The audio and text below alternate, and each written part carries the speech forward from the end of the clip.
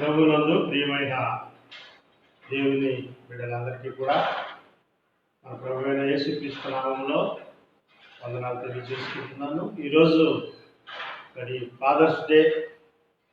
మరి ప్రపంచంలో ఉన్నటువంటి మరి ఆయా తల్లులందరికీ కూడా, అదేవిధంగా పరలోకమందు ఉన్నటువంటి మన ఆత్మీయ తండ్రి అయినటువంటి దేవుని మహాకృపను బట్టి మరి మనందరం కూడా ఎంతో మరి సంతోషంగా ఈ రోజున ప్రభు సన్నిధికి వచ్చాము.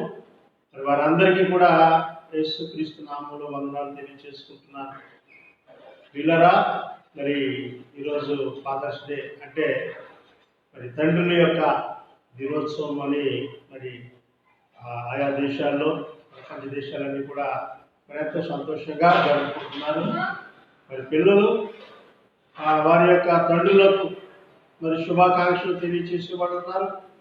మరి కొంతమంది అయితే మరి వారిని ఎంతో ప్రేమగా కేకులు కట్ చేయించి, ఇంకా తండ్రికి ఎంతో మరి ప్రేమగా కొన్ని బహుమానాలు, ఇంకా మరి నూతన వస్త్రాలు, ఇంకా ఆ తండ్రి యొక్క ప్రేమను తెలుసుకున్న బిడ్డలు వారికి కావాల్సినటువంటి ఏవో బహుమానాలు వారికి ఇస్తూ మరి వారికి శుభాకాంక్షలు తెలియచేసుకుంటున్నటువంటి మహాదినం.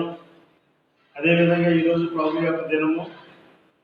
మరి ఆదివారం నాడు మరి ప్రభు సన్నిధిలో ఆ యొక్క తండ్రుల యొక్క ఆ మహాదినాన్ని జ్ఞాపకం చేసుకోవడం కొరకు, అదేవిధంగా మరి భూమి మీద ఉన్నటువంటి మనము దేవుని కుమారులై ఉన్నాము కనుక మన తండ్రి మనల్ని ఏ విధంగా ప్రేమించి మరి గొప్ప స్వాస్యము, గొప్ప బహుమానము, ఈ సమస్త భూమిని మనకి దేవుడు ఇచ్చాడు. ఈ భూలోకంలో, భూమి మీద ఏ ప్రాంతానికైనా ఎక్కడికైనా వెళ్ళి మనం జీవించడానికి దేవుడు తన మహాకృపను బట్టి గొప్ప అధికారాన్ని కూడా మనకి ఇచ్చినటువంటి దేవుడు. ఈరోజు ప్రియులరా, ఆ దేవుని యొక్క వాక్యాన్ని మరి మీతో పంచుకోవడానికి దేవుడు ఇచ్చిన మహాభాగ్యాన్ని బట్టి వందనాలు. గత కాలం నుంచి దినం వరకు మనల్ని కాచి కాపాడు. ఎందుకంటే ప్రియులరా, ప్రపంచంలో మరి ప్రతి ఒక్కరూ ప్రతి దినము జ్ఞాపకం చేసుకునేటటువంటి ఒక భయంకరమైనటువంటి వైరస్ని బట్టి కూడా మరి చాలామంది బలహీన పడిపోతున్నారు. బలవంతులు కూడా బలహీన పడిపోతున్నారు. ధైర్యవంతులు వారి ధైర్యాన్ని కోల్పోతున్నారు. అదేవిధంగా మహా మరి మేధావులు, సైంటిస్టులు, శాస్త్రజ్ఞులు, ఇంకా జ్యోతిష్కులు, వీరెవరు కూడా దానిని కంట్రోల్ చేయలేము. అంత భయంకరమైన దినాల్లో మనం ఉన్నాం. వీళ్ళ ఒకరికొకరు మాట్లాడుకోకూడదు, ఒకరికొకరు కలుసుకోకూడదు, షేక్ హ్యాండ్స్ ఇచ్చుకోకూడదు. శుభాకాంక్షలు తెలియజేసుకోవాలంటే షేక్ హ్యాండ్స్ ఇచ్చేవాడు, అవి కూడా ఇవ్వడానికి లేదు. అంతేకాదు, ఎక్కడో దూరాన మన బంధువులు వాళ్ళు ఎలా ఉన్నారో మనకు తెలియదు, మనం ఎలా ఉన్నామో వాళ్ళకి తెలియదు. ఈ కరోనా దినాల్లో మరి వాళ్ళ పరిస్థితులు ఎలా ఉన్నాయో కూడా మనకు తెలియదు. అలాంటి దినాలు మనకు సంభవించినవి ఇప్పుడు ఇలా. అయితే మన తండ్రి అయినటువంటి దేవుడు మనల్ని కాచి కాపాడి మనల్ని భూమి మీద ఇంకా బ్రతికిస్తున్నాడంటే ఆయన కృప.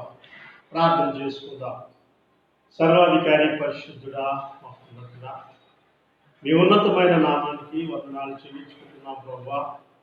గతించిన కాలం నుంచి దేవా ఈ దినం వరకు మమ్మల్ని కాచి కాపాడి పరిశుద్ధుడా, మీ యొక్క పరిశుద్ధమైన హస్తముతో మమ్మల్ని బలపరిచి స్వస్థపరిచి దేవా, ఏ తెగులు మా గుడారాలను ప్రవేశించకుండా మమ్మల్ని శోధించకుండా కాపాడి దేవా, ఈరోజు నాయన మీ పునరుత్థాన మందు మీ పరిశుద్ధ లేఖనాలు ధ్యానించుకోవడానికి, నిబిడలతో మాట్లాడడానికి, అలాగే నాయన మరి అనేక మంది బిడ్డలు మా వర్తమానం వినడానికి మీ కృప అనుగ్రహించినందుకు వందనాలు దేవా. ఈ కార్యక్రమం అంతా కూడా మేము మహిమార్థమై జరిపించాం. దుష్టుడు ఏ విధమైన శోధన కలుగజేయకుండా మీకు కాపుదలు ఉంచాడు ప్రభా. అలాగే వర్తమానం వింటున్న బిడ్డలందరికీ కూడా మీకు కాపుదలు ఉంచండి నాయన. వారి అవసరం తీర్చండి ప్రభా. వారి చుట్టూ మీకు కంచెలు వేయండి ప్రభా. ఈ నామంలో ప్రతి అవసరం తీర్చండి. అదేవిధంగా ఈ యొక్క కార్యమంతటికీ కూడా మీరు అధ్యక్షత వహించి ఆదరించి వరకు నడిపించండి. ఘనత, మహిమ, ప్రభావం పొందమని యేసయ్య పరిశుద్ధమైన నామంలో ప్రార్థించున్నాము తండ్రి. ఆమేన్. ప్రభునందు ప్రియమైన సహోదరులారా, మరి దేవుని మహాకృపను బట్టి ఈ దినాన్ని మనం మరి ప్రభు యొక్క సన్నిధిలో ఆయన వాక్యాన్ని లేక ఆయన లేఖనాలను ధ్యానించుకోవడానికి ప్రభు మనకిచ్చిన మహాకృపను బట్టి మరొకసారి మరి మీ వందనాలు తెలియజేసుకుంటూ, మరి దేవుడైనటువంటి యెహోవా ఈ భూమి మీద మనలను ఎంతో గొప్పగా లేక ఎంతో ఉన్నతమైన వారుగా దేవుడు మనలను సృష్టించుకున్నాడు. ఆయన ప్రేమ అంత గొప్పది పిల్లరా. ఎందుకంటే దేవుడు లోకము ఎంతో ప్రేమించాడు. అంటే లోకం అంటే మనందరము లోకం అంటే ఆయా దేశాలు అవేమి కాదు. అవన్నీ కూడా సమస్త దేశాలు మనుషులతో నిండి ఉన్నాయి. ఆ మనుషులను ఆయన ప్రేమించాడు. లోకం అంటే మనమే. మనల్ని ప్రేమించాడు. ఎంత ప్రేమించాడు అంటే పిల్లరా, ఎంత పాపం చేసినా సరే పిల్లరా, పాపం జీవితంలో మగ్గిపోతూ మరి మన హృదయమంతా ద్వేషంతోనూ కపటంతోనూ అసూయతోనూ నిండిపోయి చివరికి ఎదుటి వాడిని ప్రేమించలేటువంటి పరిస్థితుల్లో ఉన్నారు. అందరూ రక్త సంబంధమే ప్రేమించట్లేదండి చాలా మంది. వాళ్ళ సహోదరు విషయంలోనే ఇంకా కష్టంగానే ఉంటున్నారు చాలా మంది. వాళ్ళ ప్రేమను మర్చిపోయారు. సరే, మరలా దేవుని విషయానికి వచ్చేసరికి మరి మేమందరం కూడా దేవుని పిల్లలమని చెప్పుకుంటాం. కానీ పిల్లరా, దేవుని పిల్లలంటే దేవుని ప్రేమ మనలో ఉండాలి. మనలో ఉండకపోతే మనం దేవుని పిల్లలం కాదు. దేవుడు ఎంత గొప్పగా మనం ప్రేమించినట్టు పిల్లరా, ఈ భూమి మీద మరి మొట్టమొదట దేవుడు సృష్టించినప్పుడు మొత్తం మనం చూసుకుందాం. ఆదికాండము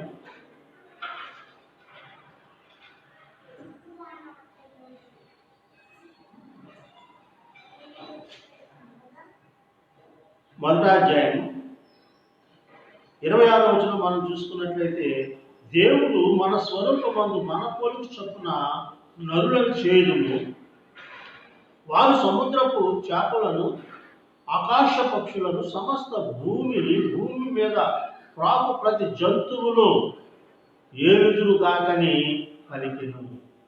సరే, ఎంత ప్రేమ అండి! ఎందుకంటే దేవుడు ఇక్కడ మరి ఆ సమస్త జీవరాశులను, పశువులను, పురుగులను, అడవి జంతువులను భూమి మీద అవి పుట్టించునుగాక అని సృష్టించునుగాక లేక పుట్టించునుగాక అనేసరికి సమస్తం అవన్నీ ఎక్కడికెక్కడ ఇవన్నీ కూడా మరి రావడం జరిగింది ప్రియులారా.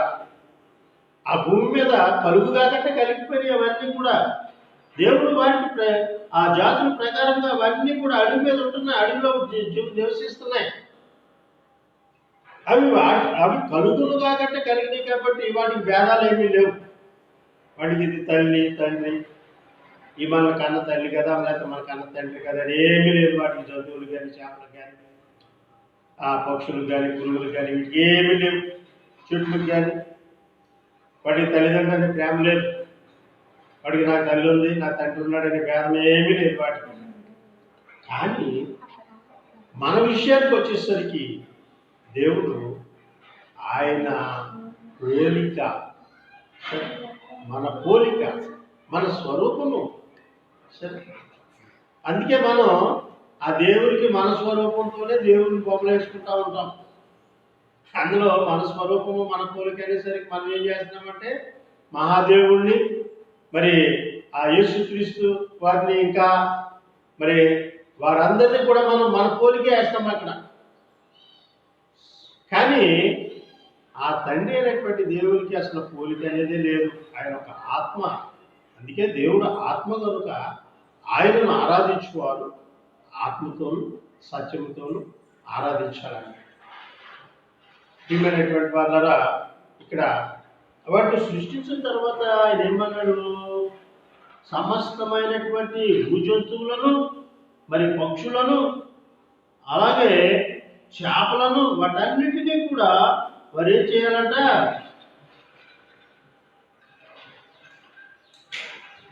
ఏలుదురు అంటే అవి మనకి అప్పగించాడు దేవుడు.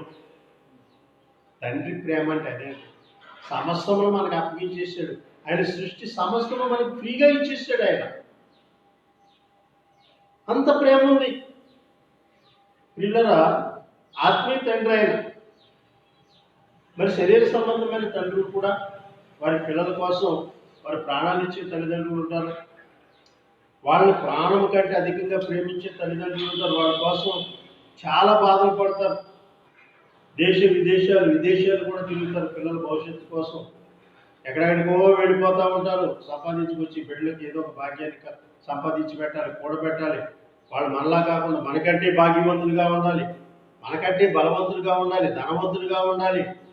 మనమంటే చిన్న చిన్న షెడ్లోనూ గుడిసెల్లోనూ వాటిలోనూ కాపురం చేసాం. మన పిల్లలు మంచి మంచి బిల్డింగ్స్లో ఉండాలి. ఆత్మీయ తండ్రి కంటే కూడా శరీర సంబంధమైన తండ్రులు ఇప్పుడు ఎవరి పిల్లల కోసం వాళ్ళే సంపాదించుకోవాలి. ఆత్మీయ తండ్రి అయితే మీకు ఇవన్నీ వీటన్నిటి మీద మీకు అధికారం ఇచ్చిస్తాను. మీరంతా కూడా మీరేం చేయాలి? ఏం చేయాలంటున్నాడు ఇక్కడ? ఏమైనటువంటి వాళ్ళ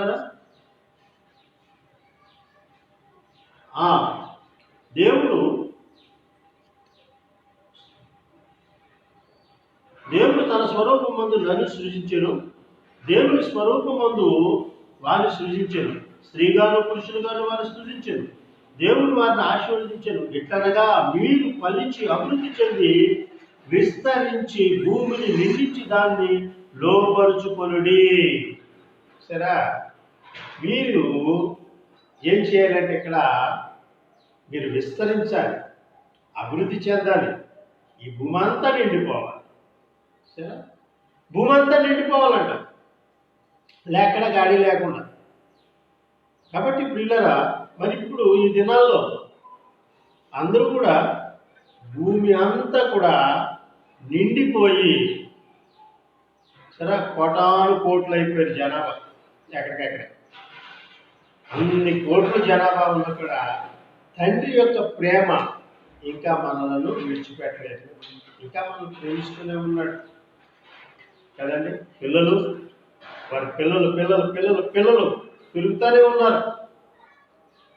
దేవుడైతే ఆయన కృప చేత మనలను సృష్టించి మనం ఆయన యొక్క బాధలో ఉండాలి, ఆయన శిక్షణలో ఉండాలి. ఆయన ఏ నిబంధనలు అయితే విధించాడో వాటి ప్రకారంగా మనం నడుచుకోవాలి. ఆ విధంగా దేవుడు ఒక గొప్ప మరి ఆ దేవుని యొక్క ఐశ్వర్యము.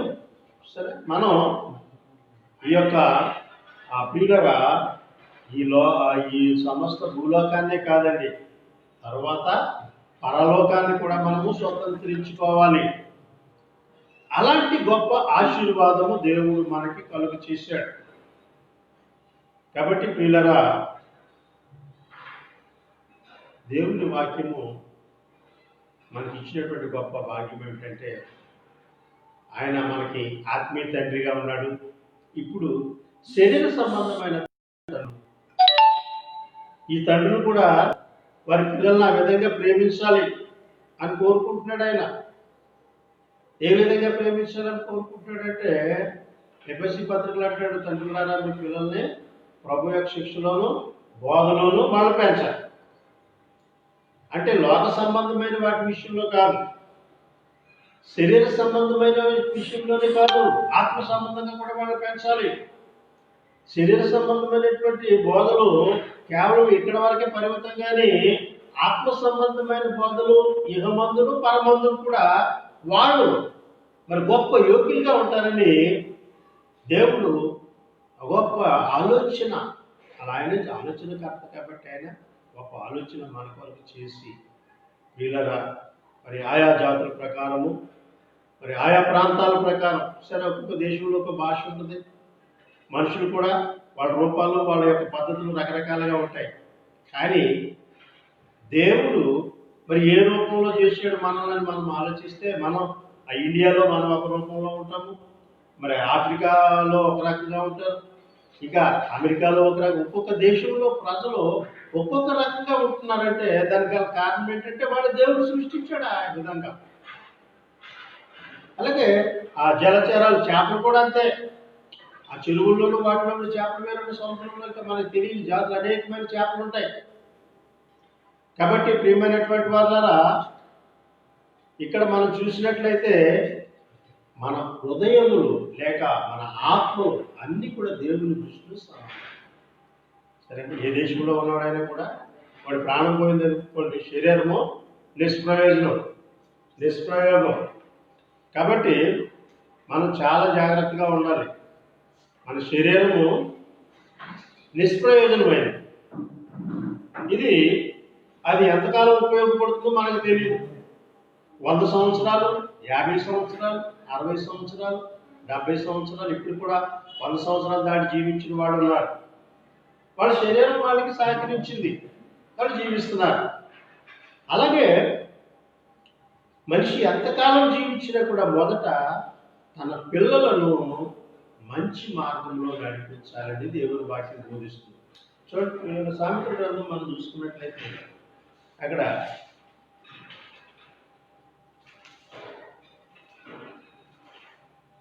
3వ అధ్యాయంలో మనం చూసుకున్నట్లయితే అక్కడ చక్కని మాటలు ఉన్నాయి. వీళ్ళరా, నా కుమారుడా, నా ఉపదేశమును మరువక నా ఆజ్ఞలను హృదయపూర్వకముగా గైకొనుము. నా కుమారుడా, నా ఉపదేశమును మరువక నా ఆజ్ఞలను హృదయపూర్వకముగా గైకొను. నా కుమారుడా, సరే, ఎందుకంటే మనందరం కూడా ప్రభు యొక్క వాక్యాన్ని విని దేవుని మార్గాన్ని అనుసరించి ఎప్పుడైతే మన ప్రభువును మనం మన హృదయంలో చేర్చుకుని ఆయన మన స్వరక్షకునిగా మనం ఎప్పుడైతే అంగీకరించామో, ఆత్మ సంబంధంగా మనం ఆయన బిడ్డలమై ఉన్నాం, లేక ఆయన కుమారులమై ఉన్నాము. మరి ఆయన కుమార్తెలైనప్పుడు ఆయన ఉపదేశము వినాలి. అంతేకాకుండా ఆ ఉపదేశాన్ని హృదయపూర్వకంగా గైకొనాలి. ఎంతమంది గైకొంటున్నారంటే ప్రియమైనటువంటి వాళ్ళ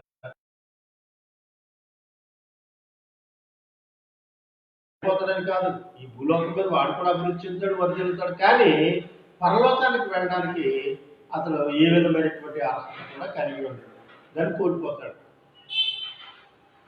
కాబట్టి ప్రియమైనటువంటి వాళ్ళ ఈ భూమి మీద మరి చాలా మంది కూడా మరి ఆయన సృష్టించినటువంటి వారు ఆయనకు ప్రవక్తలుగా ఉన్నారు, ఆయన సృష్టించినటువంటి రాజులుగా ఉన్నారు, యాజకులుగా ఉన్నారు, ఇంకా సువార్తికులుగాను, అపోస్తలుగాను, ఇంకా ఆయన బోధకులుగా కూడా అనేకులను నియమించుకుని ఆయన ఏం చెప్పాడంటే, నా ఉపదేశం నేనేమైతే మీకు చెప్పానో వాటినే మీరు ప్రకటించాలి అని. ఎందుకంటే యేసుక్రీస్తు యొక్క మాటలు ఎవరైతే విని వాటిని అంగీకరించి వాటి ప్రకారంగా నడుచుకుంటారో వాళ్ళు నిత్య జీవాన్ని స్వతంత్రించుకుంటారు. మరి ఆయన మాటలు విని కూడా వాటి ప్రకారంగా నడుచుకోకుండా ఇష్టానుసారంగా జీవించే వాళ్ళు ఉన్నారు, ఇష్టానుసారమైన బోధన చేసేవాళ్ళు ఉన్నారు. ఇలాంటి ప్రజలు వాళ్ళని ప్రోత్సహిస్తున్నారు కాబట్టి ఆ ప్రపంచంలో ఇలాంటి వాళ్ళందరూ బయలుదేరిపోయారు. వాళ్ళు అభివృద్ధి చెందుతున్నారు మంచిగా. నిజంగా వాక్యంలో ఉన్నట్టుగా బోధించే వాళ్ళని ఎవరు కూడా అంగీకరించట్లేదు. సరే, ఎందుకంటే అక్కడ వాళ్ళకి అనుకూలమైనటువంటి విషయాలు ఉండవు.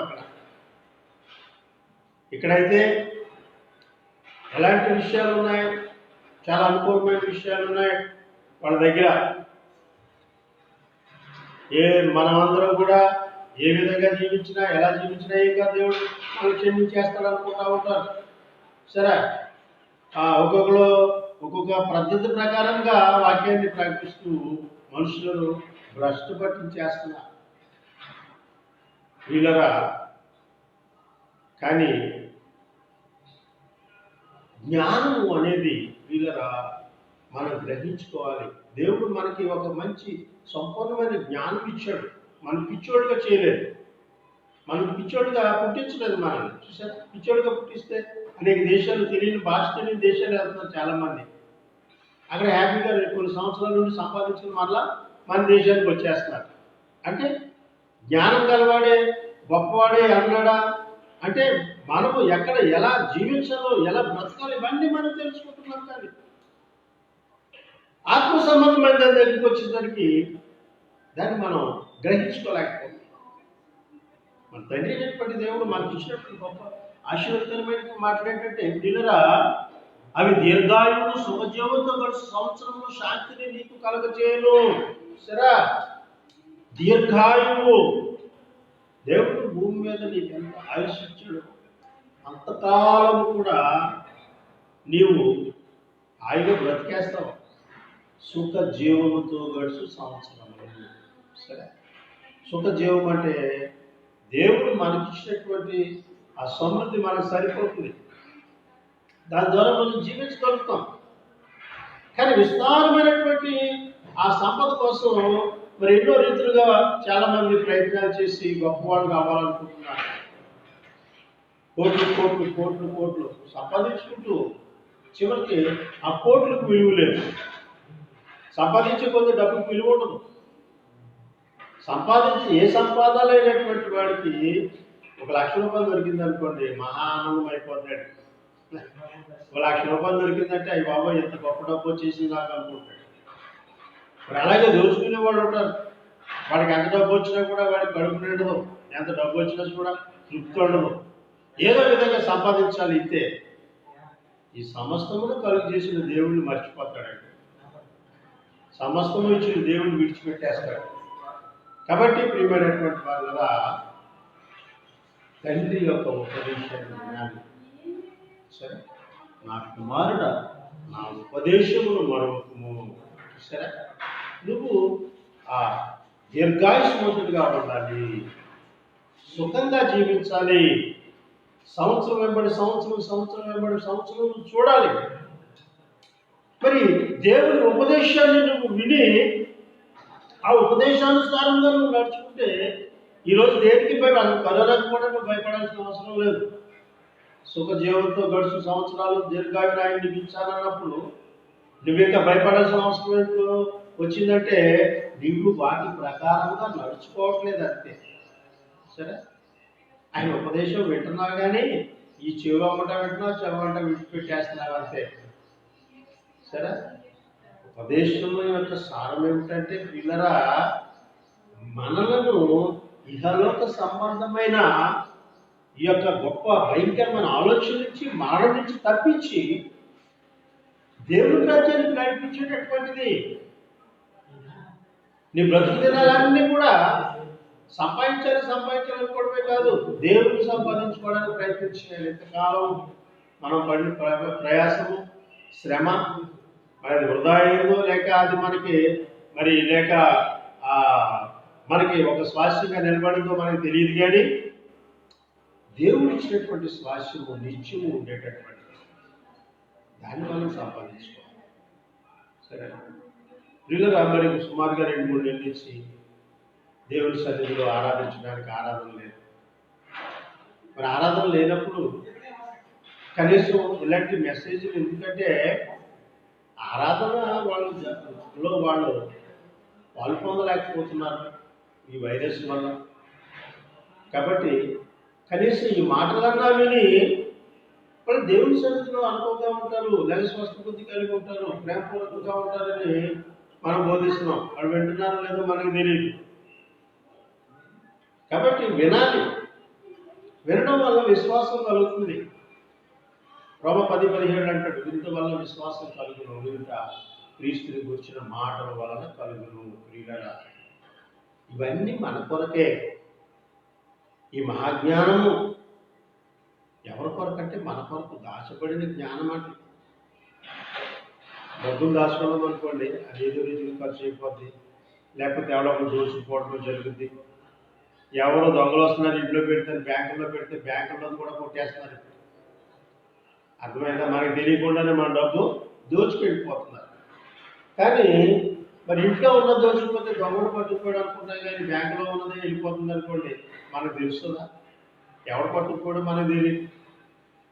దానికి చాలా ప్రాసెస్ ఉంటుంది, మళ్ళీ దాన్ని మనం తిరిగి పొందాలంటే. కానీ ఈ ధనము క్రీస్తు యొక్క ధనము, అనగా పరలోకానికి మనల్ని తీసుకెళ్ళేటటువంటి ఈ దైవ జ్ఞానము, వీళ్ళరా మరి దొంగల చేత దోచుకొనబడదు. కాబట్టి ఇది మన హృదయంలో ఉండాలి. చూడండి ఇక్కడ ఏమంటున్నాడంటే, అవి దీర్ఘాయువును శుభజీవంతో గడిచిన సంవత్సరంలో శాంతిని నీకు కలుగు చేయును. దయను సత్యముని అన్నడు నిన్ను విడిచిపెట్టనీకును, వాటిని కంఠ భూషణములుగా ధరించుకొను, నీ హృదయమును పలక మీద వాటిని వ్రాసుకొను. మన హృదయం అనే పలక మీద మరి యొక్క దేవుని మాటలు రాసుకోవడం అంటే గుర్తించుకోవడం. ఇవి మనం వింటున్నాం అనుకోండి, మన హృదయంలో ఉండిపోతాయి. నా కుమారుడా, ఎవరండి అంత ప్రేమగా పిలిచేవాడు? ఎవరు? దేవుడు. ఏంటంటే మన ఆత్మీయ తండ్రి, మన పరలోకపు తండ్రి ఆయన మనల్ని ఎంత ప్రేమించాడో దాన్ని మనం గ్రహించుకోవడం లేదు. అయితే ఆ ప్రేమను అంతా కూడా ఆయన మనల్ని ప్రేమిస్తున్నాడు.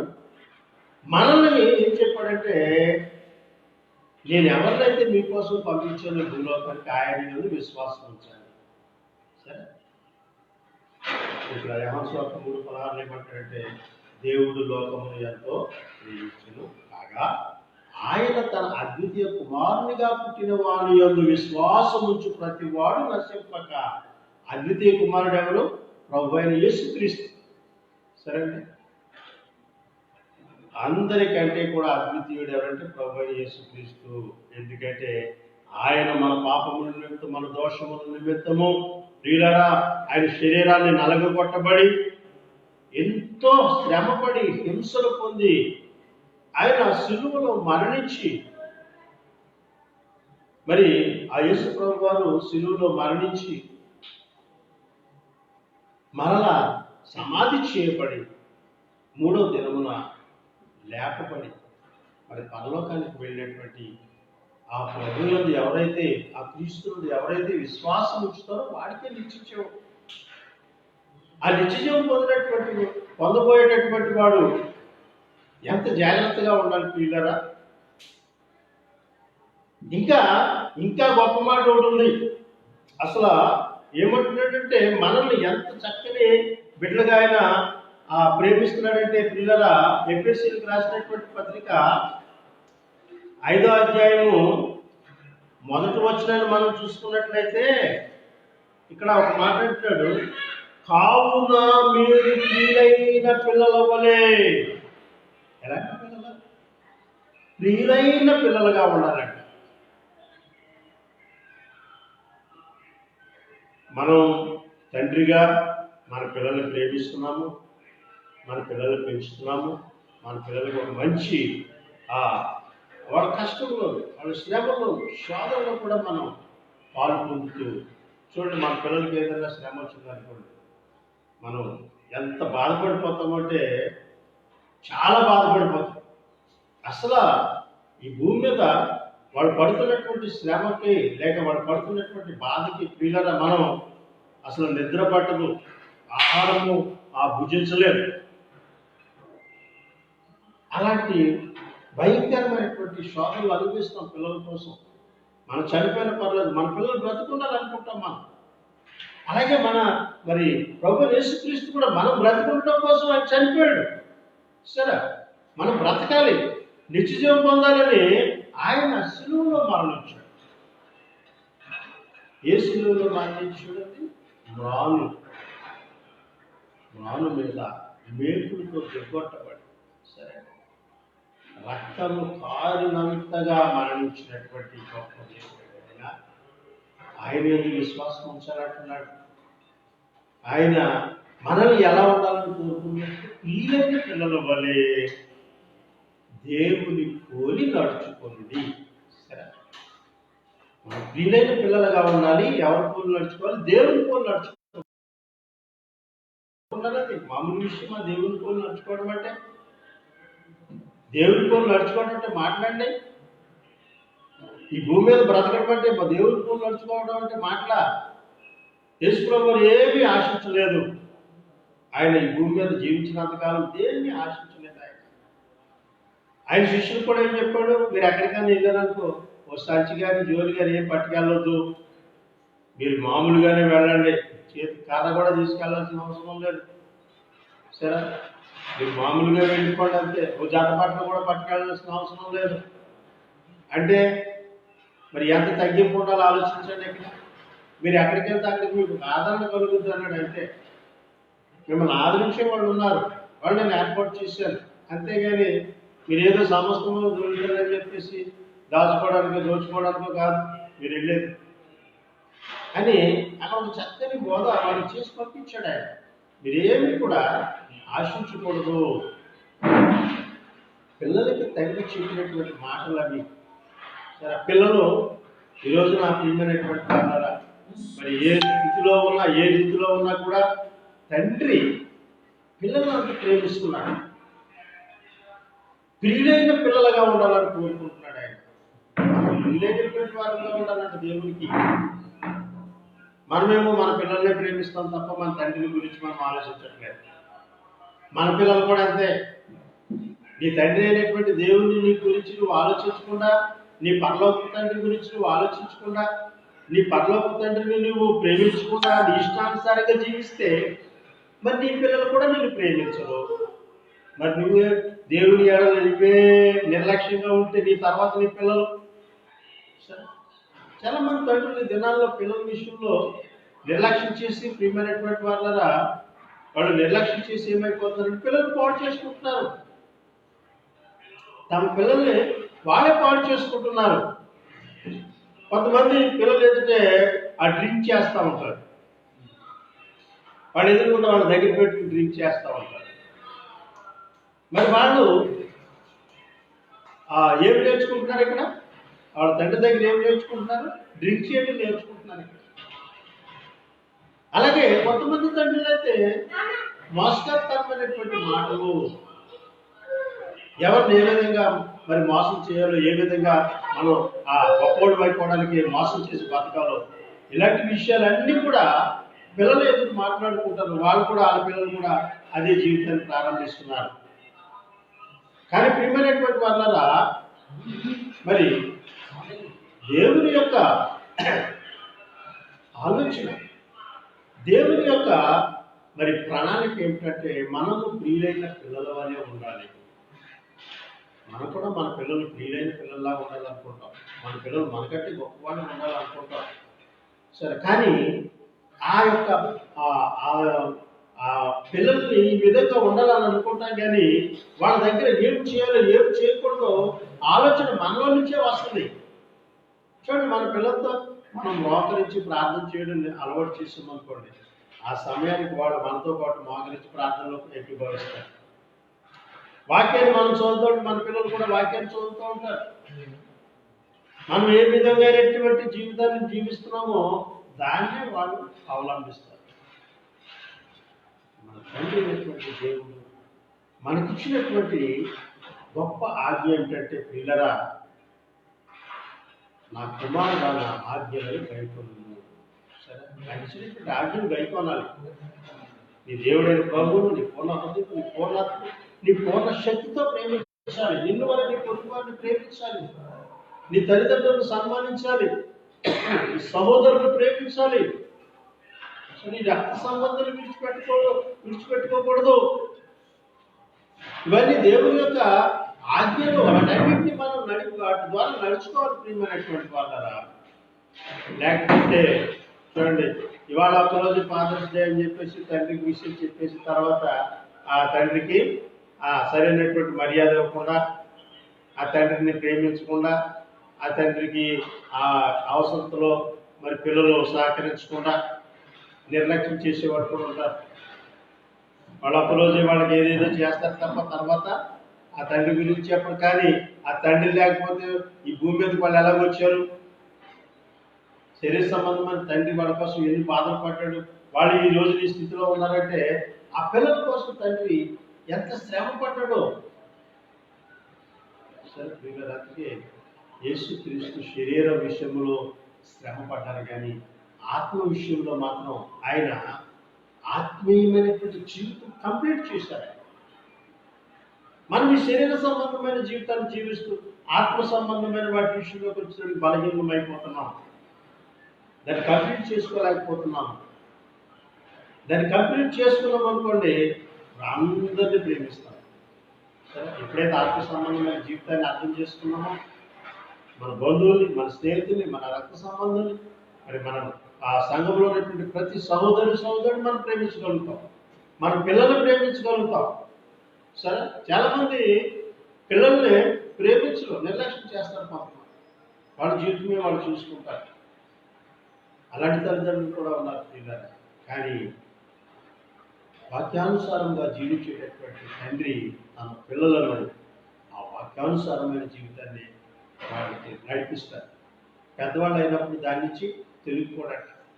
సరే, బాల్యం నడవలసిన త్రోవల వారికి మరి మనం ఏ విధంగా నడవాలో నేర్పిస్తే పెద్దవాడు అయినప్పుడు ఆ మార్గం నుంచి తొలగిపోవడం. సరే, నేను మంచి తండ్రిని, నా పిల్లల్ని మంచిగా పెంచాను, నా పిల్లలకి ఎంత కొన్నాను అంత చేశాను, బిల్డింగ్లు కట్టాను, అవి చేశాను, ఇవి చేశాను, ఇవన్నీ కట్టిస్తే సుఖపెట్టి సరైనటువంటి మార్గాన్ని చూపించకపోతే మనం ఎంత ఆస్తి ఇచ్చినా కూడా మరి ఒక దినాన్ని వాటన్నింటినీ పోగొట్టుకుని మరి ఆ తప్పిపోయిన కుమారుడు చూసారా చివరికి ఏమైపోయాడు? పందులు తినే పొట్టు తిన్నాడట. పందులు ఏంటంటే మహా చండాలను కూడా తింటాయి. అలాంటి తిండా కూడా వాడు తయారైపోయాడు. ఎందువల్లంటే తండ్రి ఇచ్చినటువంటి ఆస్తిని తీసుకున్నాడు, కానీ ఆ తండ్రి యొక్క మరి ఆశయాలు, ఆలోచనలు మాత్రం వాడు గ్రహించుకోలేకపోయాడు.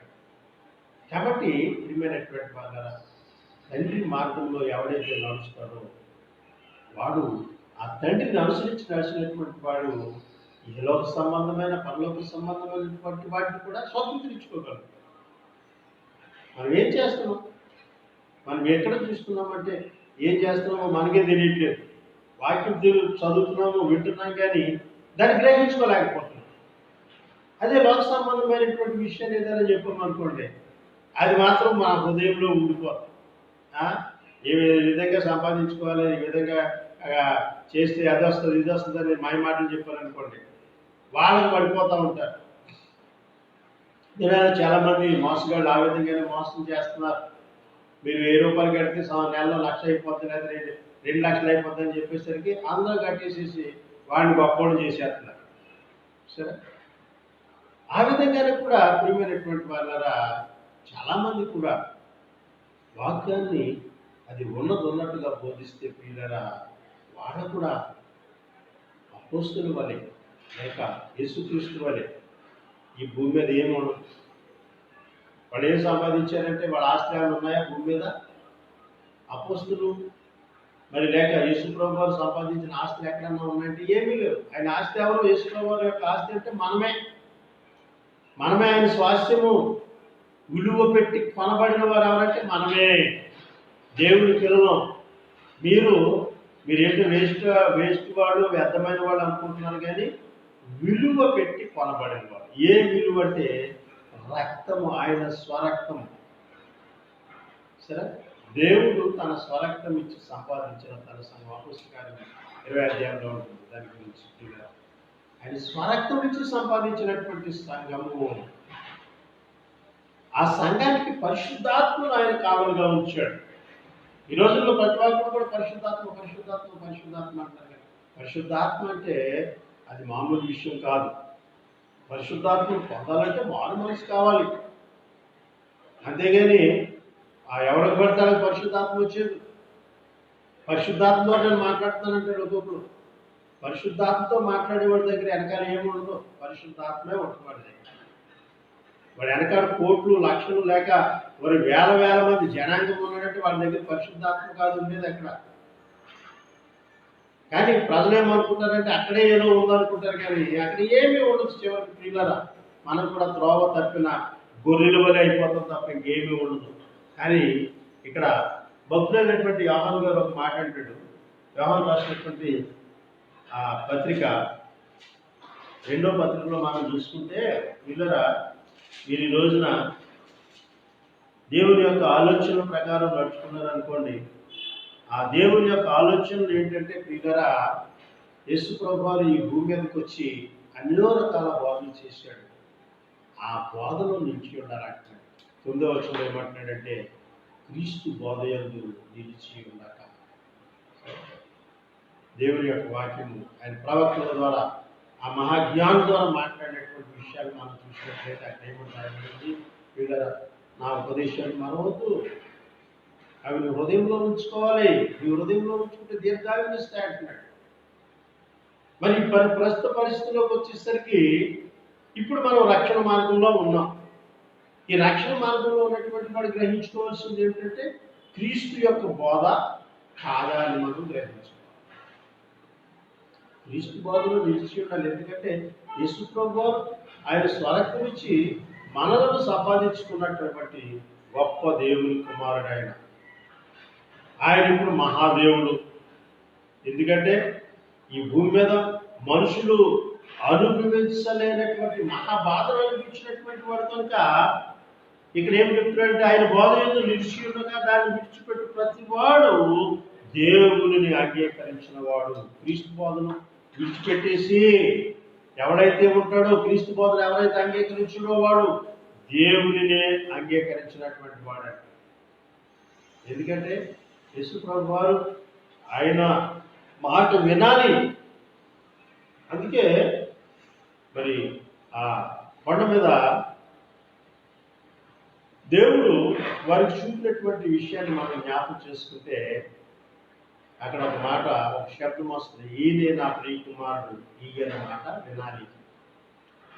యేసు ప్రభు వారు దేవునికి ఇష్టమైనటువంటి కుమారుడు. ఎందుకంటే యేసు ప్రభు వారికి ఏమైతే దేవుడు అప్పగించాడో దాన్ని కంప్లీట్ చేశాడు. మనం ఈ భూమి మీదకి వచ్చినప్పటికీ మనమేమి దేవుడు మనకు అప్పగించాడంటే మనకు కూడా అదే పని యేసు ప్రభు వారు అప్పగించి వెళ్ళిపోయాడు. మీరు సువార్తను ప్రకటించండి, సమస్త దేవుని శిష్యులుగా చేయండి. ఎంతమంది ప్రయత్నిస్తున్నారు?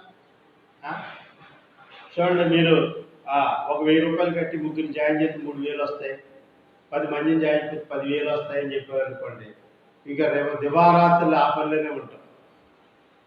ముగ్గురు ఎక్కడ దొరుకుతారు, తర్వాత 10 మంది ఎక్కడ దొరుకుతారు, ఈ ఆలోచనలే ఉంటాయి మనుషులకి.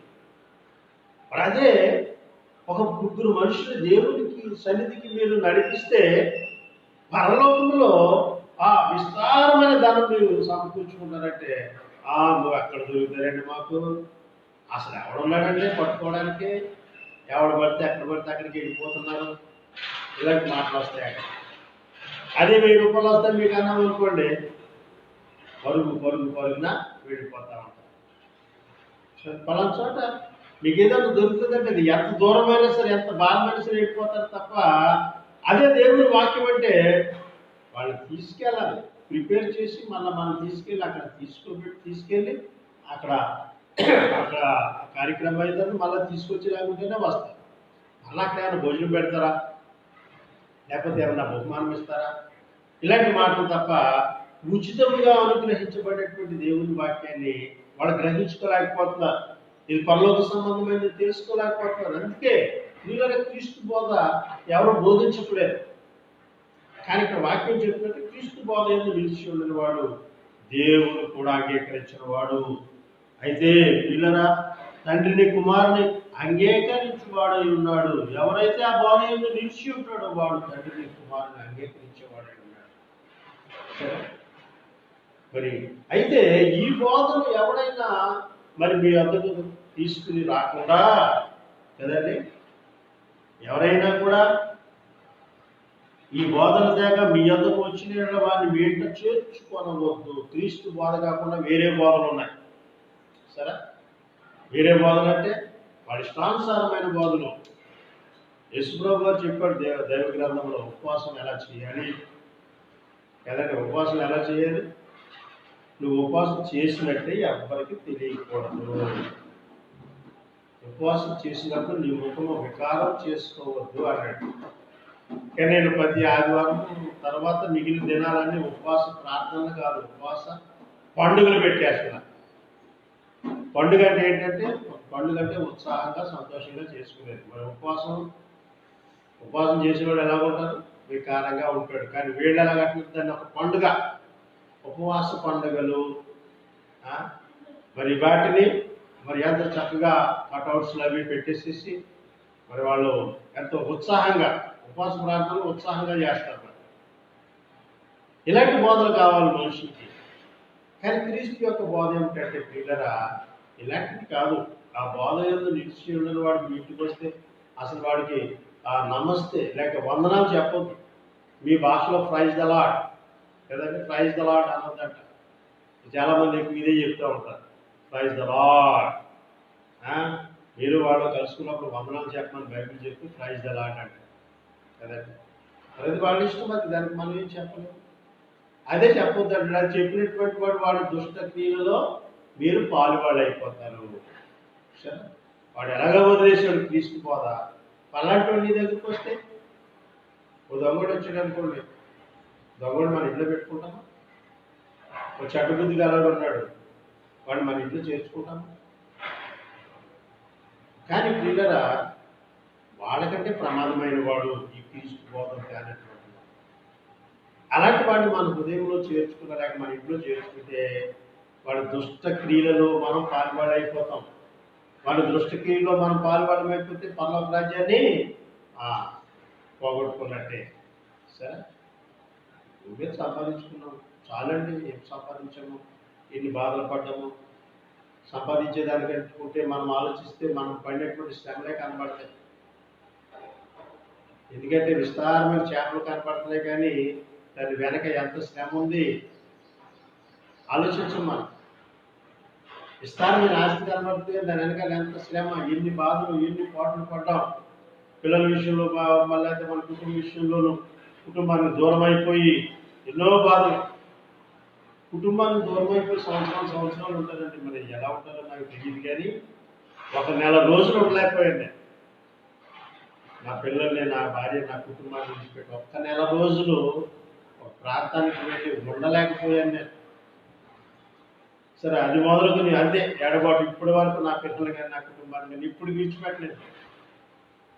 ఎందుకంటే మన కుటుంబంలో మనం సక్రమంగా నడిపించకపోతే ఏం చేసినా వ్యర్థమే.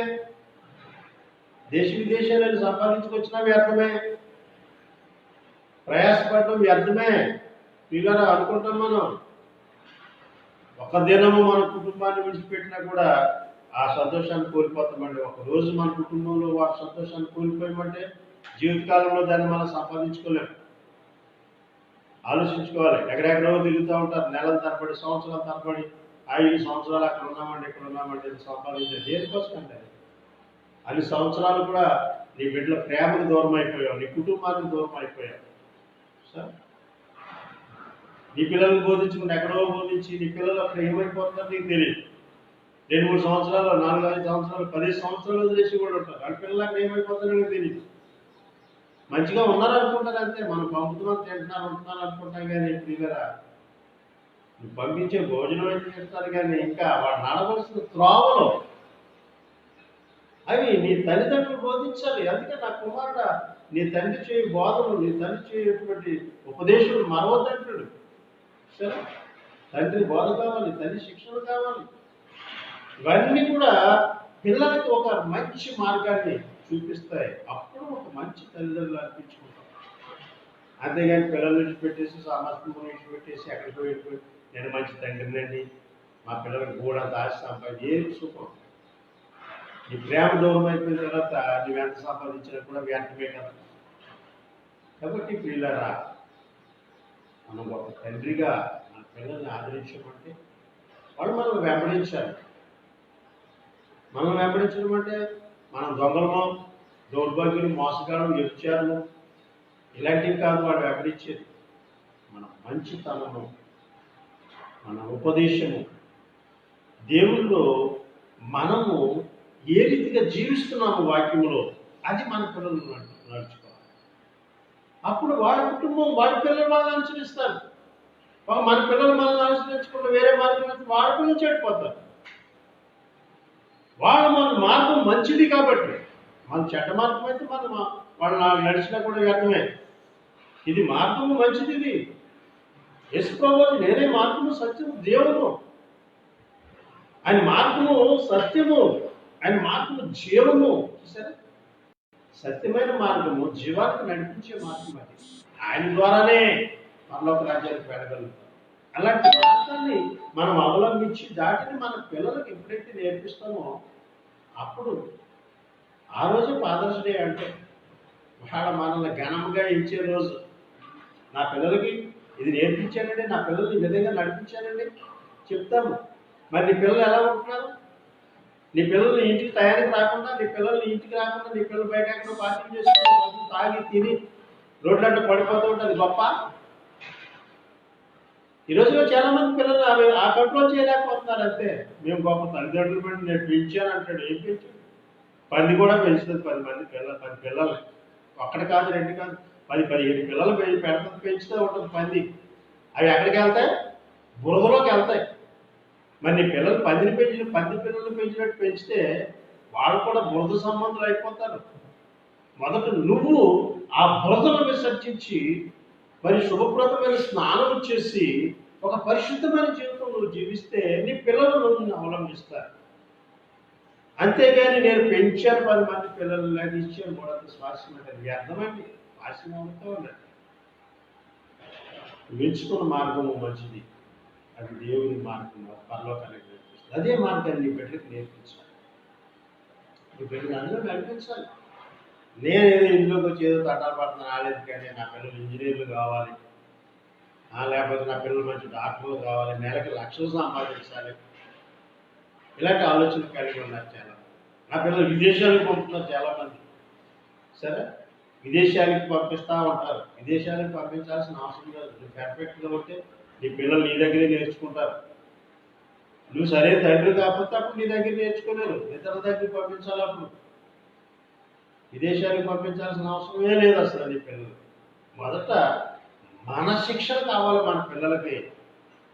సరే, మన శిక్షణ ఎప్పుడైతే మన శిక్షణలో పెరుగుతారో ప్రియుల వాడు ఆ పెద్దవాళ్ళు అయినప్పుడు ఆ మార్గాన్ని నుంచి పెరుగుతారు. కాబట్టి ప్రియుల మొదలైనప్పుడు యేసుక్రీస్తు వారు మనకి ఏమైతే బోధించారో ఆ మాటలే చెప్పాలి తప్ప సొంత మాటలు చెప్పరు. సొంత విషయాలు బోధించి ఆయన రాజ్యాన్ని చెడగొట్టదు. ఆయన రాజ్యానికి వ్యతిరేకమైన రాజ్యం ఏంటి? సాతాను రాజ్యం. ఆయనకు వ్యతిరేకంగా ఉంటే సాతాను సంఘం, సాతాను రాజ్యమే. పదవుల కోసం వాటి కోసం కాదు ప్రియులారా. మనకు ఉన్నటువంటి ఈ బ్రతుకు దినాలన్నీ కూడా మనం జాగ్రత్తగా జీవిస్తే ప్రియులారా, కీర్తన గ్రంథంలో ఒక మాట ఉంది, అతడు నీటి కాలంలో యోరను నాటబడినదై ఆకు వాడక తన కాలమును మలపించి చెట్టు వలె ఉండును అంటున్నాడు. అతడు చేయలేదంతయు సఫలమవును. చూసారా, మనం చేసేదంతా కూడా సఫలం అవ్వాలంటే ప్రియులారా, దేవుని వాక్యానుసారంగా నడుచుకుంటే సఫలం అవుతుంది. దేవుని వాక్యానుసారంగా నడుచుకుంటే నువ్వు నీ కుటుంబం దేవుని ఆశీర్వాదం చేత నడిపించబడతారు. దేవుని వాక్యం చూడండి, మాకు ఏం దొరుకుతుందండి? సరే ప్రియులారా, వాళ్ళు అపోస్తులు అడిగారు, దేవా నీతోటే ఉంటున్నాం మేము బోధకున్నా, మాకు ఏముంది, ఏం దొరికిందంటే ఆ సమస్తం విడిచిపెట్టేసాము. యేసు ప్రభువు గొప్ప యోగ్యమైనటువంటి మాట చెప్పారు. సరే, ఎందుకంటే ప్రియులారా, మరి పరలోక రాజ్యంలో మీరు 12 మంది 12 సింహాసనం మీద కూర్చుంటాడని చెప్పారు. సరే, సింహాసనాసీనులై ఉంటారు మీరు. ఎంత గొప్ప యోగ్యమైనటువంటి జీవితం అండి. వాళ్ళందరూ హతసాక్షులు అయిపోయారు, ప్రభు కొరకు చనిపోయారు. వాడు ప్రభు కోసం చనిపోయారండి. ఇప్పుడు మనం ఏది చిన్న వైరస్ వచ్చిందంటేనే భయపడిపోతున్నాం. సరే, అన్నీ బంద్ చేసేసాం, ప్రార్థనలు బంద్ చేసేసాం. 3 నెలల నుంచి ప్రార్థన లేదు. కొంతమంది స్టార్ట్ చేసేసుకున్నారు, మంచిగా అన్ని రకాల పరికరాలు తెచ్చాము, ఏం కాదు రండి మీకు అని చెప్పేసి అక్కడ ఆయిల్ కొట్టి వాళ్ళు ఆయిల్ కొడుతున్నారు, శానిటైజర్ కొట్టి వాళ్ళు శానిటైజర్ కొడుతున్నారు. ఎన్ని కొట్టినా కూడా వైరస్ వచ్చిందంటే మొత్తం అంతా కూడా వ్యర్థమైపోతుంది. కాబట్టి గవర్నమెంట్ కూడా మనం మరి విదేశంలో బ్రతుకుతున్నాం కాబట్టి దేశానికి కూడా కొన్ని నిబంధనలు ఉంటే వాటి ప్రకారం నడుచుకోవాలి. సరే, మనకు దినాన్ని మనందరం కలుసుకుంటాం, దైవ సన్నిధిలో కలుసుకుంటాము, ప్రభు చిత్తం మధ్య పరలోక రాజ్యంలో కూడా మనం కలుసుకుంటాం. అంతేగాని పిల్లరా మరి ఏదో చేసేద్దాం సాధిద్దామని మనం పరుగులెట్టాము అనుకోండి, పడిపోవాల్సి వస్తుంది. కాబట్టి పిల్లైన పిల్లల వల్లే ఉండాలని దేవుని ఆలోచన. సరే, చక్కని మాటది. జాగ్రత్తగా మనం పరిశీలన చేస్తే మనం పిల్లైన పిల్లలుగా ఉంటున్నామా, దేవుని కృష్ణులుగా ఉంటున్నామా అని ఆలోచించాలి. ప్రియులైన పిల్లల వలె దేవుని పోలి నడుచుకోవాలి. సరే, ప్రియులైన పిల్లలు ఎవరి పోలి నడుచుకోవాలి? ఇక్కడ దేవుని పోలి. దేవునికి ఏం కావాలి? దేవునికి భూమి మీద ఏం కావాలి? ఏమీ అవసరం లేదు. ఎందుకంటే సమస్తము సృష్టించి ఇచ్చేసింది ఆయన ఫ్రీగా. మీరు తీసుకోండి, ఇదంతా మీరు స్వాధీనం చేసుకుని మీరు ఫలించి అభివృద్ధి చెందండి. ఈ భూమి అంతా మీకే. ఆయనకి ఏం అవసరం లేదు. దేవుని పిల్లలకు కూడా ఏం అవసరం లేదండి. దేవుని పిల్లలకి స్వాస్థ్యం పరలోకంలో ఉంది. ఈ భూమి మీద ఎంతకాలం మనం తిని త్రాగి సుఖపడి ఆ ఎన్ని చేసిన ఒక రోజు చావాలి. కరోనా వచ్చినా చచ్చిపోతాం, మామూలుగా కూడా చచ్చిపోతాం. కరోనా నుంచి తప్పించుకుని ఆ శిరకాలం జీవిస్తామా? యుగయుగాల తరాలు ఈ భూమి మీద ఉంటామా మనం? ఏదో ఒక రోజు ప్రతి ఒక్కరు చావలసిందే. సరే, మరణము మనల్ని వెంటాడుతూనే ఉంది. ఆ మరణము పుట్టినప్పటి నుంచి మనల్ని వెంటాడుతుంది. తల్లి గర్భంలో నుంచే వెంటాడుతుంది. ఎందుకంటే కొంతమంది తల్లి గర్భంలో చనిపోయి ఉంటారు, కొంతమంది చనిపోయి పుడుతూ ఉంటారు, ఒకడు గర్భం బయటకు వచ్చే చచ్చిపోతూ ఉంటారు, ఒక పుట్టిన 10 నెలలకి చచ్చిపోయి ఉంటారు, 10 సంవత్సరాలు చచ్చిపోయి ఉంటారు. అసలు మరణం అనేది ఎప్పుడు సంభవిస్తుంది ఎవరికి తెలియదు, ఏ రీతిగా వస్తుందో కూడా తెలియదు. కరోనా వల్లే కాదు, బయటకైతే ఏ యాక్సిడెంట్ అయ్యి చచ్చిపోము, ఏ తప్పిదం చేసో చచ్చిపోము, ఏదో ఒక రోగం వచ్చి చచ్చిపోతాం. ఇంకా బయట రోగం చాలా మంది, కొన్ని వేల రోగాలు ఉన్నాయి, లక్షల్లో ఉన్నాయి రోగాలు. కానీ మనం గమనించట్లేదు. దీని నుంచి దాటిపోతే చాలు అనుకుంటున్నాం అంతే. దీని నుంచి దాటిపోతే ఎక్కడ పడతామో మనకే తెలియదు. సరే, కప్పగంతులు వేసుకుంటూ ఉంటే ఆ కప్ప నీటిలో పడదామని ఎగిరి ముళ్ళ పొదల్లో పడ్డది ఎగురు కూర్చొని చచ్చిపోతాం. అలాగే మనం కూడా నీళ్ళరా నీ జీవం ఏర్పడతాడు. దేవుని యొక్క వాక్యం చెప్తుంది, జీవం ఏర్పడుతుంది. ఇక్కడ ఉన్నంతకాలం నీ బిడ్డను ప్రేమించు, నీ కుటుంబాన్ని ప్రేమించు, నీ సహోదరుని ప్రేమించు. మొదట నీ కుటుంబాన్ని ప్రేమించడం నేర్చుకో, నీ బిడ్డలను ప్రేమించడం నేర్చుకుని నీ పిల్లల మార్గాలు ఎలా ఉన్నాయో ఆలోచించు. ఒకసారి నీ మార్గం ఎలా ఉందో ఆలోచించు. నువ్వెలా నడుచుకుంటున్నావు? ఇంకా నీ యొక్క పాత పద్ధతులు మారుకోవలేదా? నీ యొక్క త్వరని మారలేదా? ఆలోచించు ఒకసారి. నువ్వు ఎలా బ్రతుకుతున్నావు నేర్చుకుంటే నీ పిల్లలు దాన్ని అవలంబిస్తారు. మన బ్రతుకు దినాలు మన పిల్లలకు క్షేమకరం. అప్పుడు పిల్లరా ఏ ప్రాదర్శితే ఆడే ఈడే ఏడే చేసుకుంటా కదా మనం అరువులుగా ఉంటాం. మన పిల్లలు మంచిగా పెంచకపోతే వాళ్ళ ఫాదర్ ఆశతే కోల్పోతాడు. సరే, పరలోకమందు ఉన్నటువంటి తండ్రి ఆయన ఫాదర్, ఆయన ఆయన మంచి తండ్రి. అప్పుడు ఇప్పుడు ఎప్పుడు మంచి తండ్రి ఆయన ఎప్పుడు మనల్ని ప్రేమిస్తూనే ఉన్నాడు. భూమి మీద ఉన్నటువంటి తండ్రులు వాడి పిల్లలు ప్రేమిస్తున్నారా లేదా? పిల్లల విషయం ఎలా ఉంటున్నారు? మంచి ఆలోచనలు కలిగి ఉంటున్నారా? పిల్లలు మంచి మార్గంలో నడిపిస్తున్నారు. అది కావాలి. అలాగే సంఘంలో ఉన్నటువంటి ఆ యొక్క సంఘస్థులందరికీ లేక విశ్వాసులందరికీ కూడా ప్రభునందు మరి ఆయన రక్తంతో కడుగుబడి ఆయన బిడ్డగా చేర్చుకునేటువంటి వారు కూడా ఒక ఆత్మీయ తండ్రి ఉంటున్నాడు. ఆత్మీయ తండ్రి సరిగ్గా బోధించకపోతే ఆ సంఘం అంతా కూడా ఏమైపోతుందంట, వేస్ట్ అయిపోద్ది, వ్యర్థమైపోద్ది. ఆత్మీయ తండ్రిని బట్టి పిల్లలు నడుచుకుంటారు. ఆత్మీయ తండ్రి ఏది బోధిస్తే అదే నేర్చుకుంటారు వాళ్ళు. ఆత్మీయ తండ్రి ఎలాగుంటే ఉండమంటే అలాగే ఉంటారు వాళ్ళు. కాబట్టి ఆత్మీయ తండ్రులు కూడా సరిగ్గా బోధించుకుంటే ఆ బిడ్డలు సరైన మార్గం నడుచుకుంటే వాళ్ళు కూడా వ్యర్థమైపోతారు. కాబట్టి పిల్లల మనం ఏం వింటున్నామో జాగ్రత్తగా చూసుకోవాలి. అది క్రీస్తు బోధ కాదు. క్రీస్తు బోధ బైబిల్లో ఉంది. మనుషులు నోటి మాటలో విదేశీ వాళ్ళు చెప్పినటువంటి పద్ధతులు మనం అవలంబించి కదండి రకరకాలు. ఈరోజు సూర్యగ్రహణం, ఈరోజు దాన్ని చూస్తే కళ్ళు పోతాయని అప్పుడు అంటున్నాడు. అది తప్పని కూడా అంటాడు. ఎవరు మాట్లాడమ్మా? వాళ్ళే వాదించుకుంటున్నారు టీవీలు. ఒకడంటాడు కదలొద్దు, మెదలొద్దు, ఎక్కడికి వెళ్ళొద్దు, దేన్ని చూడొద్దు అంటాడు, ఏం తెలియద్దు అంటాడు. అది తింటే ఏమవుతామని ఇంకొకటి అంటాడు. అక్కడక్కడే. కానీ దైవ గ్రంథంలో అందరికీ ఒకటే మాట ఉంది.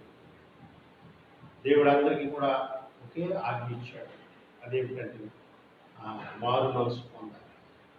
వీళ్ళందరూ కూడా మారు మనసు పొందినట్లయితే ప్రభు మీ పాపాలు క్షమించి మిమ్మల్ని పరిశుద్ధిగా చేస్తాడు.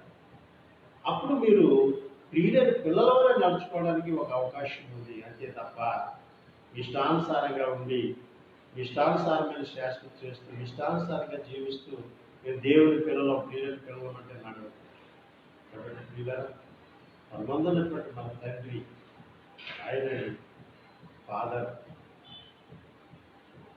ఆయన ఫాదర్స్ డే అంటే సంవత్సరానికి ఒకసారి దినదినము ఫాదర్స్ డే. మన ఫాదర్ని ప్రతిదినం తలుసుకోవడం లేదు. పర్వతమందున మా తండ్రి అంటే ఆయన మన తండ్రి. ప్రతిరోజు ఆయన కనపరుస్తూనే ఉన్నాం. సరే, లోక సంబంధులు ఒక్కరోజే కనపరుస్తారు, కానీ మనం దినదినము కనపరుస్తున్నాం మన పరలోక తండ్రిని. మన ఆత్మీయ తండ్రిని ప్రతి క్షణమందు ప్రతి సమయమందు గనపరుస్తూనే ఉన్నాం. ఇంకంతకంటే ఇంకా గనపరచడం ఏముంది? వీళ్ళ గొప్ప ఘనత, మహిమ, ప్రభావాలు ఆయనకు చెల్లిస్తున్నాం మనం.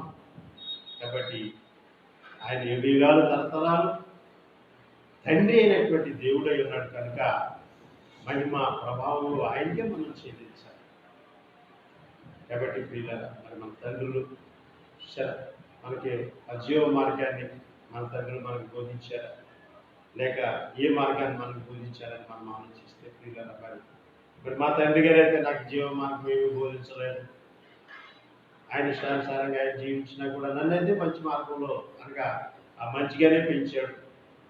మరి నేను కూడా మరి ఎలా జీవించానో మరి చాలా మందికి తెలియదు. తెలిసినటువంటి వాళ్ళు మరి నా గురించి చెప్పుకుంటూనే ఉంటారు నేను ఎలాంటి వాడు కదండి. నేను ఈ రోజున దేవుని వాక్యం చెప్తున్నానంటే నాకు తెలిసిన వాళ్ళు అందరూ కూడా నన్ను విమర్శిస్తూనే ఉంటారు. ఎందుకంటే వాళ్ళకి తెలుసు కాబట్టి నా గురించి. తెలియని వాడు మంచోడు ఈయన అనుకుంటారు. కానీ మనుషుల దృష్టిలో కాదు, మనుషులు విమర్శిస్తూనే ఉంటారు. ఆదాము కూడా ఇప్పుడు వారు పొదలలేదు, ఇప్పుడు కూడా విమర్శిస్తూనే ఉన్నారు. ఆదాము కంటే గొప్పవాడు మనం ఎంతలో కనబడి అందులో మాయమైపోయినటువంటి వాళ్ళు. సరే, కాబట్టి దేవుని ద్వారా సృష్టింపబడినటువంటి వాడే ఈ రోజున మనుషుల చేత విమర్శించబడుతున్నాడు. మనం కూడా మరి ఆ శరీర సంబంధమైన తల్లిదండ్రుల ద్వారా ఈ లోకానికి వచ్చినటువంటి మనము మన తల్లిదండ్రులు చెడ్డోళ్ళే, మనం చెడ్డోళ్ళు. కానీ మన పిల్లలు మంచివాళ్ళు కావాలి. అర్థమైందా? మనం ఎంత చెడ్డవాళ్ళమైనా కూడా మన పిల్లలు మంచివాళ్ళగా పెంచినట్లయితే రేపటి దినాన మరి ఫలానా వాడి పిల్లలు అంటారు తప్ప ప్రియులరా, ఒక మంచి ఆ బిడ్డలుగా మనం వాళ్ళని పెంచినట్లయితే పరలోకమందున మన తండ్రి మనల్ని ఆశీర్వదిస్తారు. మరి ఈ రోజున మరి ఫాదర్స్ డే సందర్భంగా ఫాదర్స్ అందరికీ కూడా మరి వందనాలు తెలియజేస్తున్నాను, శుభాకాంక్షలు తెలియజేస్తున్నాను. అలాగే సంబంధమైనటువంటి మన పరలోక తండ్రి కూడా మరి వందనాలు చెల్లిస్తూ ఈ యొక్క కార్యక్రమాన్ని ముగిస్తున్నాను. ప్రార్థన చేసుకుందాము. ప్రియమైనటువంటి వాళ్ళారా, మరి మా కొరకు కూడా మీ అందరి ప్రార్థనలు జ్ఞాపకం చేసుకోండి. ఈ భయంకరమైనటువంటి కరోనా వైరస్ ఇది బయట తిరగొద్దని చెప్తున్నారు. మరి ఒకరితో మాట్లాడినప్పుడు కూడా చాలా జాగ్రత్తగా మాస్క్ ధరించుకోవాలి. శానిటైజర్ అది కూడా మనం జాగ్రత్తగా వాడాలి. మన పిల్లల విషయంలో మనకి ఏమి జరగట్లేదని అనుకుంటాం, కానీ అది ఎప్పుడు సంభవిస్తుందో మనకు తెలియదు. కాబట్టి చాలా జాగ్రత్త కలిగి ఉండాలి. దేవుని వాక్య విషయంలో మనం ఏమి రాలేదులే, ఏమి కాలేదులే అనుకుంటున్నాం. సరే, ఇవి కూడా ఎక్కడి నుంచి వస్తున్నాయంటే దేవుని ఉగ్రతని మనం తెలుసుకోవట్లేదు. ఇంకా ఆయన రాకడ సమీపంలో ఇలాంటివి ఎన్నో జరుగుతాయి. ఇదే కాదు, ఇంకా భయంకరమైనవి వస్తాయి తర్వాత. దీంతో వదిలేలేదు మనల్ని. సరే, ప్రభుత్వాలు కూడా ఏమంటారంటే దాంతో కలిసి జీవించాలని. రోగం